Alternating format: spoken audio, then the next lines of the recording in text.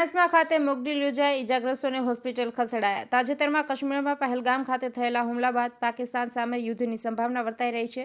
ત્યારે જો યુદ્ધ થાય તો તેની આગમચેતીના ભાગરૂપે વહીવટીતંત્ર દ્વારા લોકજાગૃતિના ભાગરૂપે ચાણસ્મામાં મામલતદાર કચેરી, CHC સેન્ટર અને સરદાર ચોક ખાતે મોકડ્રીલનું આયોજન કરવામાં આવ્યું હતું।